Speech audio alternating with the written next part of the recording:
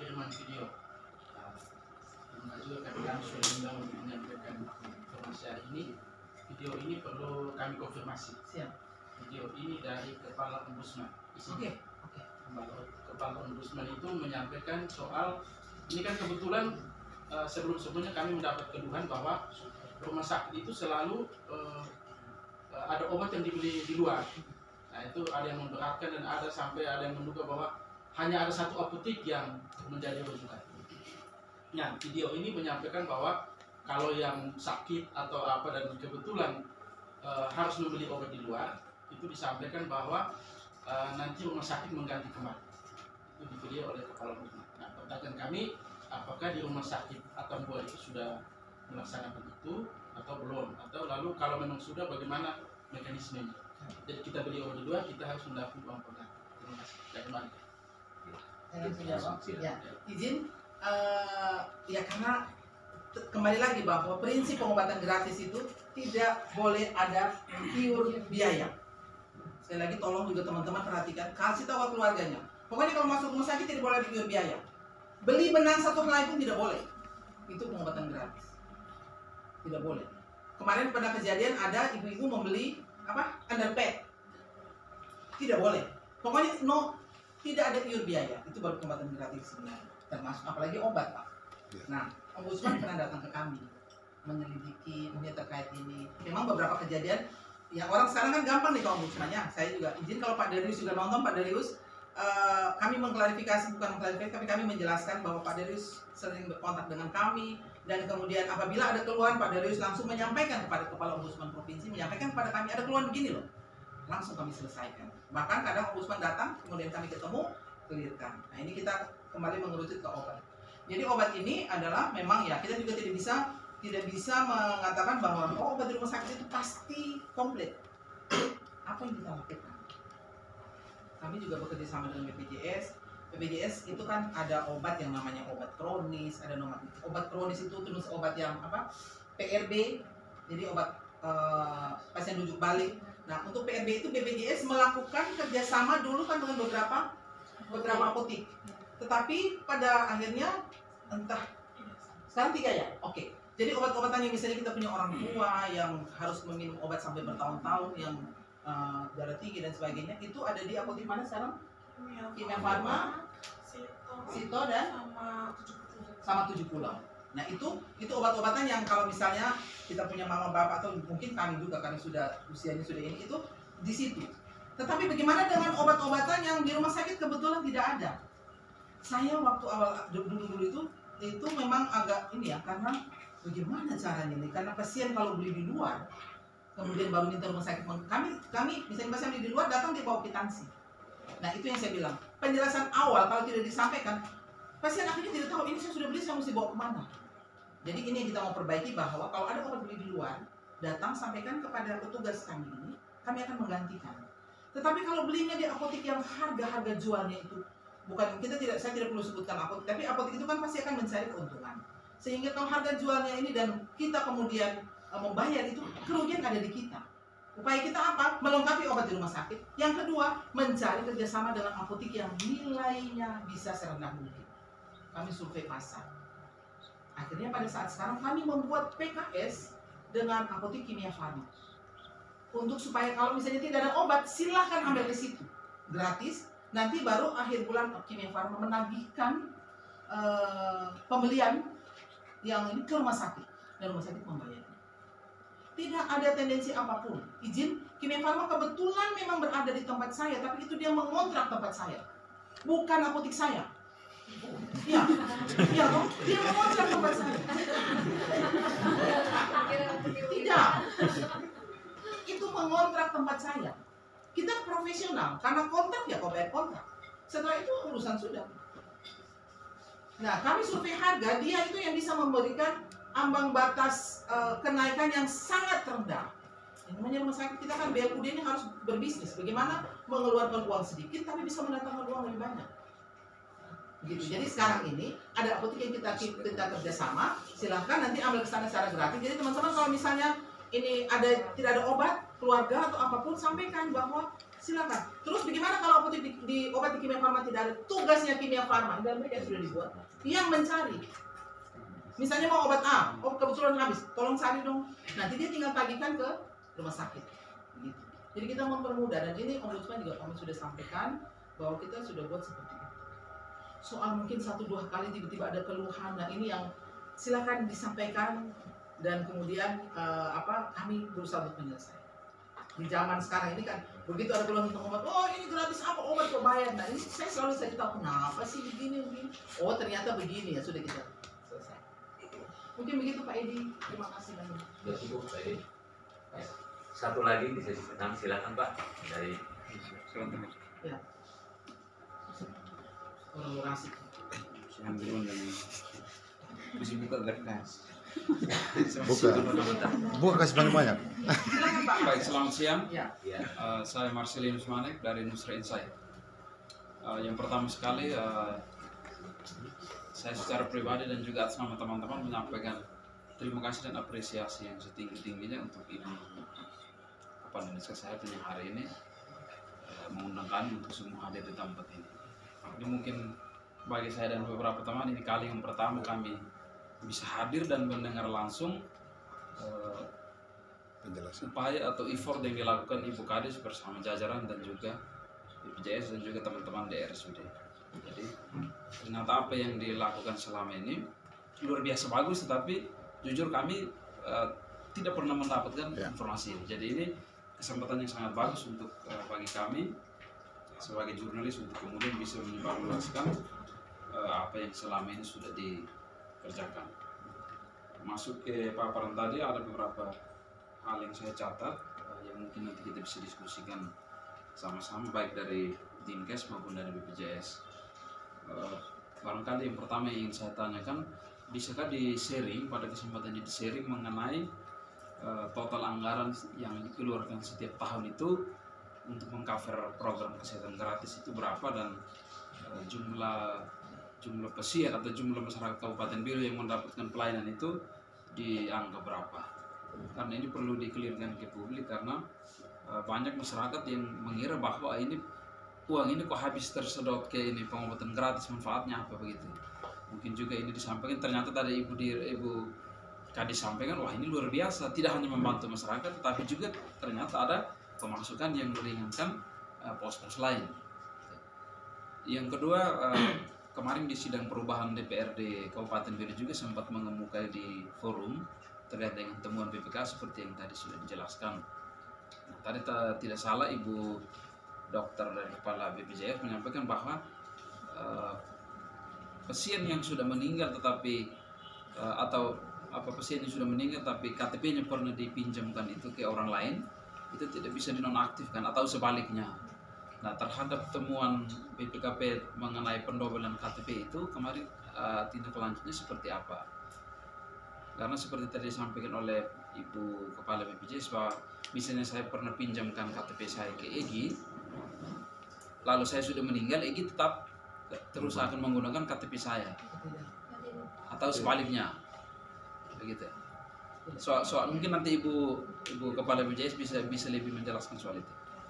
Yang ketiga soal mekanisme atau skema pelayanan kesehatan gratis, apakah memang seperti disampaikan oleh Ibu Kadis tadi bahwa ini menggunakan skema BPJS, apakah itu juga berlaku bahwa 21 jenis penyakit itu tidak bisa dilayani atau hanya khusus kecelakaan saja yang tidak bisa dilayani dan KDRT?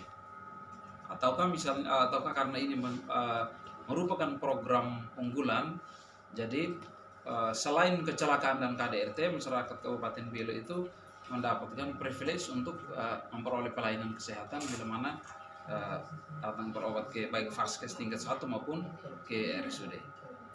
Mungkin dari saya itu, terima kasih. Saya kembalikan. Silakan ini untuk Ibu Kadis dan juga Ibu BPJS yang pertama. Ya, baik. Terima kasih Pak Marcel. Ini semacam 3 orang yang bertanya ya. Dia biasa begitu, dia tulis banyak. Jadi Pak Marcel terima kasih. Tadi kan kami sudah sedikit menyampaikan bahwa anggaran yang dibayarkan oleh Pemda pada tahun 2023 itu adalah 23,8 miliar ya, antara dibayarkan oleh Pemda. Nah, kemudian kalau bilang berapa sih masyarakat yang berobat gratis, berapa orang? Itu kalau kita mau menghitung rata-rata kayak di rumah sakit ini satu bulan itu sekitar 3.000-an sampai 4.000-an yang rawat inap. Rawat jalannya itu 150 per hari Pak, dikalikan saja. Dan itu semuanya datang, ya memang mungkin ada yang mandiri ya, tidak untuk kemungkinan. Tetapi bahwa begitu datang kita tidak boleh mengatakan kalau penduduk Beli, tidak boleh mengatakan bahwa Bapak harus bayar. Kecuali kalau memang dia mandiri, dia bilang saya tetap mau bayar. Ada beberapa orang yang mampu kan dia tidak mau. Tapi begitu, maka kita akan, jadi begitu banyak orang yang bisa mengakses untuk pengobatan gratis ini. Totalnya sekitar 20-an M lebih. Nah, upaya-upaya kita untuk, sebenarnya kita banyak upaya untuk mau mengurangi ini dengan cara menambah kepesertaan di pusat. Tetapi pusat itu kan membuka untuk penambahan peserta itu juga terbatas. Bahkan dia malah sekarang mengurangi. Nah dulu kalau belum berobat gratis Pak, kalau mengurangi begini, mati. Itu orang yang tiba-tiba namanya dikeluarkan, tiba-tiba sakit, kita yang di rumah sakit pusing. Karena begitu dia bawa kartu BPJS, dulu masih pakai kartu BPJS. Dia bawa kartu begini, peserta dinonaktifkan dari pemerintah pusat, dari Kemensos. Kita bilang ini bagaimana ya? Orang Indonesia punya kartu aktif, tidak aktif. Tapi sekarang dengan program pengobatan gratis tidak usah takut. Begitu datang tidak aktif, oh aman. Kelas 3 ya, tinggal kita pindahkan. Saat itu juga Langsung aktif. Saat itu juga langsung aktif. Kalau yang UHC-nya cut off, bulan depan baru aktif. Makanya waktu kami mengkonsep terkait pengobatan gratis Pak Bupati pesankan, tidak boleh ada kesulitan apapun dan seluruh masyarakat wajib berobat gratis. Jadi kami mencari, BPJS ini bagaimana dong supaya jangan gitu? Ya kalau gitu harus non cut off. Kalau non cut off harus minimal 98% pesertanya. Berapa uangnya? Dihitung. Cari anggarannya dan mana. Itu yang pertama. Yang terkait ini. Jadi begitu banyak. Makanya kemarin Pak Marcel kan ada diskusi dengan saya itu minta KTP-nya Ibu. Karena katanya mau ini. Saya bilang saya minta KTP, saya mau memastikan aktif atau tidak. Meskipun KTP TTU kalau memang ibu PNS atau apapun berarti pasti aktif. Tapi kan saya mau ngecek. Kalau tidak aktif, kita aktifkan dari sekarang supaya jangan saat itu baru kita. Itu salah satu. Saya mintanya dan kita sudah komunikasi. Siap. Kemudian nah, ini mengenai mekanisme pengobatan gratis tentang jenis penyakit nanti mungkin Ibu silakan menjelaskan. Tetapi begini, saya berdiskusi dengan Pak Sekda dan Pak Bupati. Kalau yang itu tidak ditanggung oleh BPJS Kesehatan, kita siapkan buffer anggaran. Makanya tadi sempat waktu telepon tentang 2 spesifik grant, saya bilang begini, TPD kasih dong kita 100 juta saja di sini untuk taruh. Untuk apa? Kalau misalnya tidak bisa ditanggung oleh BPJS Kesehatan, kita selektif nih.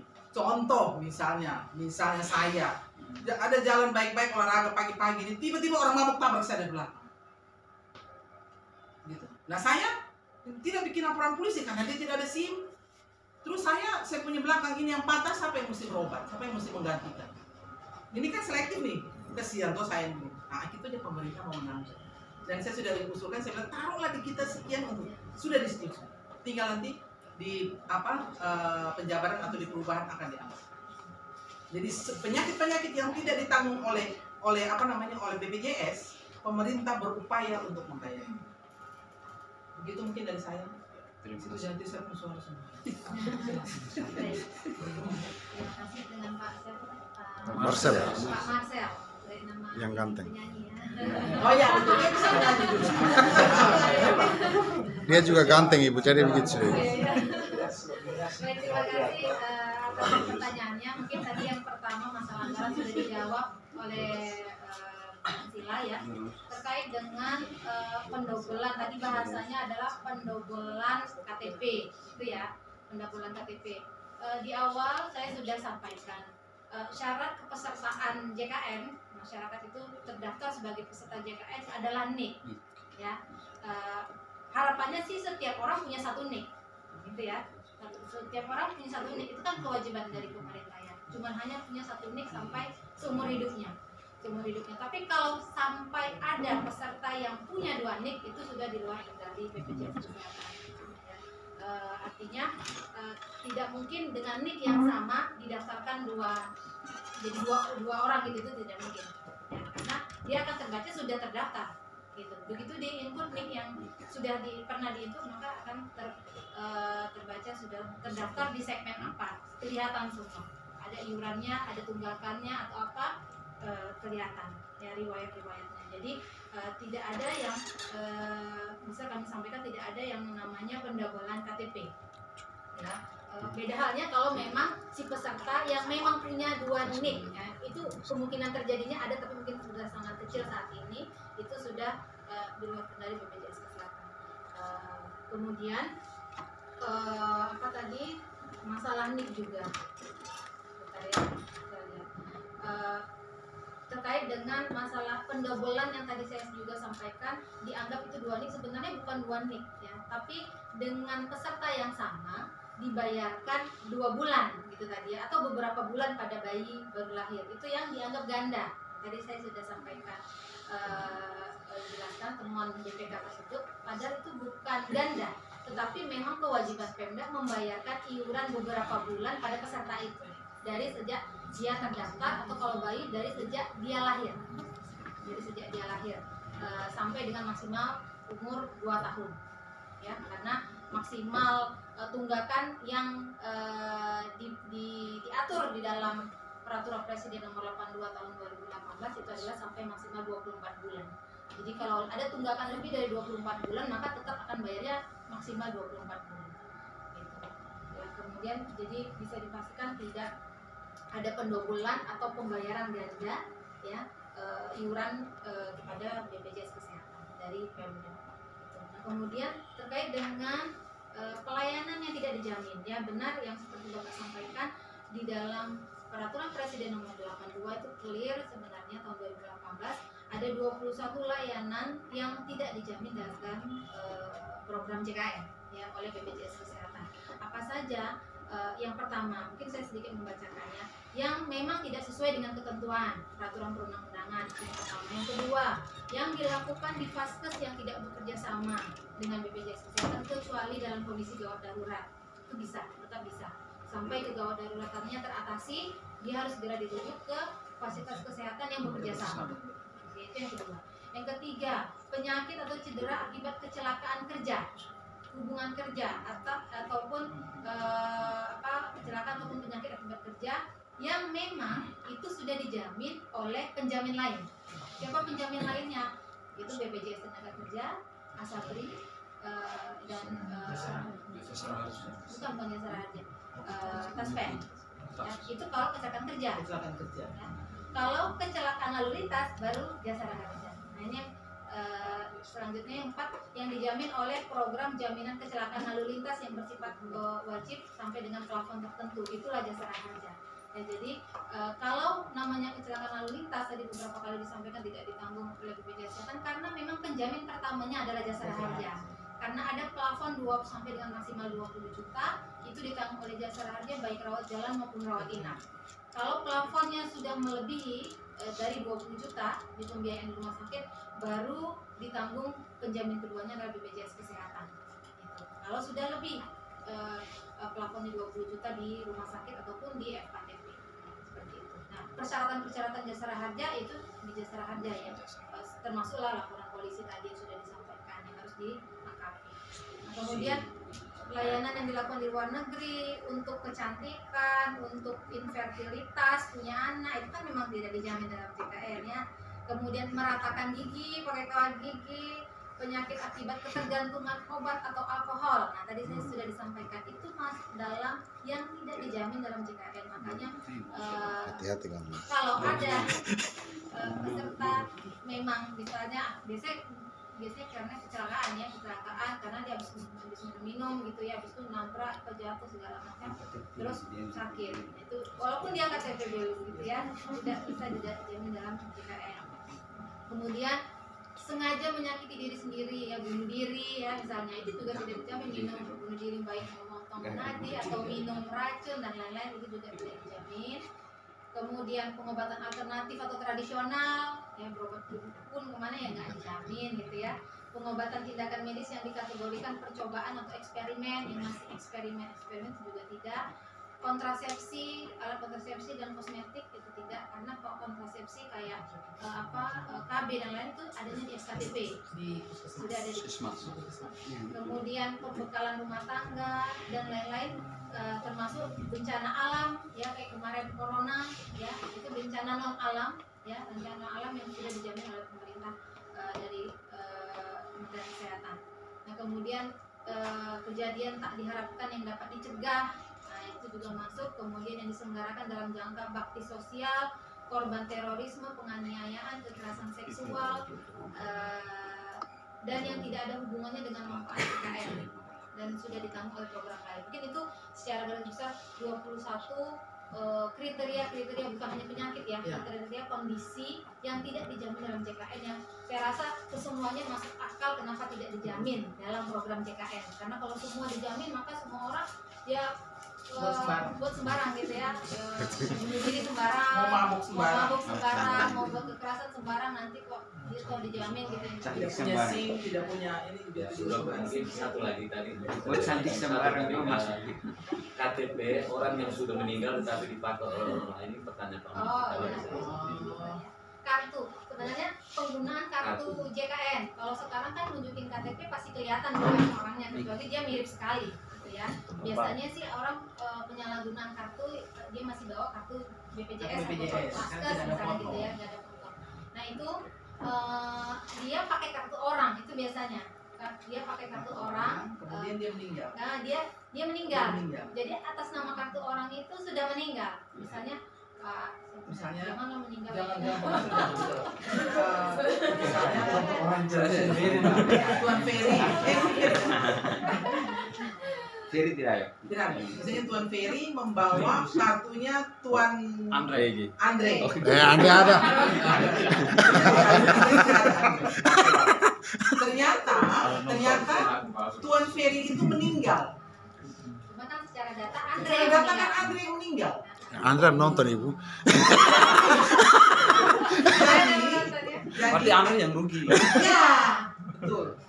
Tapi kan artinya dia memberikan kartu karena pengetahuan si Andre kan gitu. Artinya dia juga bertanggung jawab. Jadi itu Andre tidak bisa diaktifkan dan selama hidup dia tidak bisa masuk ini. Jadi dia bayar sendiri gitu kan.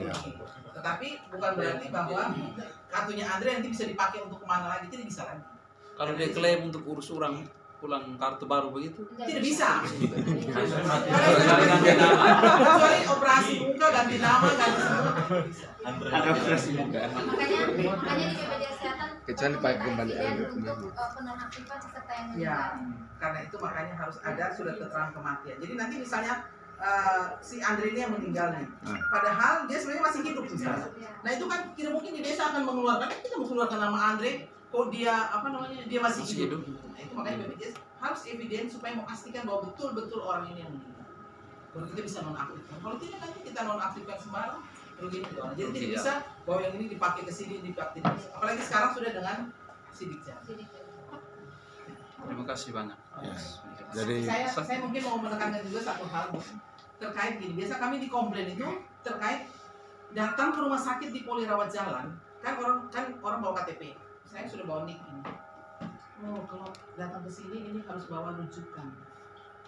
Nah itu mereka bilang, ini kami semua KTP, tidak bilang bawa rujukan. Jadi begini, ini mungkin harus kita sosialisasikan bahwa kalau kasusnya tidak gawat, ya, kasusnya tidak gawat, tidak emergensi, itu bisa datang, kalau kasusnya emergensi atau gawat, bisa datang ke UGD seluruh fasilitas kesehatan yang manapun. Mau itu tiba-tiba, contoh misalnya si A tiba-tiba kecelakaan di rumah sakit mitra keluarga yang punya, masuk saja ke sini. Misalnya ternyata dia tidak bekerja, misalnya contohnya tidak bekerja sama dengan BPJS, tetap dilayani dan itu bisa diklaimkan. Khusus untuk yang gawat, yang emergensi. Jadi yang tidak bekerja sama pun bisa. Nah, bagaimana dengan yang tidak emergensi, yang datang melalui poli, itu harus membawa rujukan. Karena apa? Sistem kesehatan kita sekarang ini, kan pemerintah itu menjalin screening mulai dari ujung, dari puskesmas, dari ini untuk supaya kita bisa tahu ini keadaan kesehatan seluruh masyarakat. Jadi puskesmas harus tahu warga masyarakatnya kenapa dia harus berobat ke rumah sakit.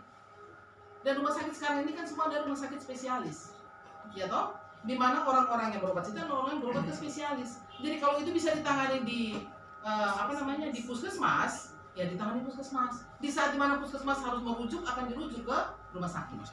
Nah makanya kenapa kalau datang ke yang tidak gawat ya, yang tidak gawat itu kita minta melalui puskesmas dulu, supaya puskesmas juga bisa mencatat bahwa ada warganya yang sakit ini, bisa tahu untuk pencatatan. Dan kalau sekarang nanti semua sudah sistem online, maka ada rekam medik elektronik, ada masuk di status sehat sesuai dengan transformasi layanan kesehatan yang ada 6.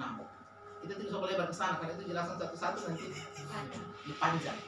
Begitu. Jadi arahnya kita itu jelas mengakomodir program pusat sampai kepada program pemerintah daerah.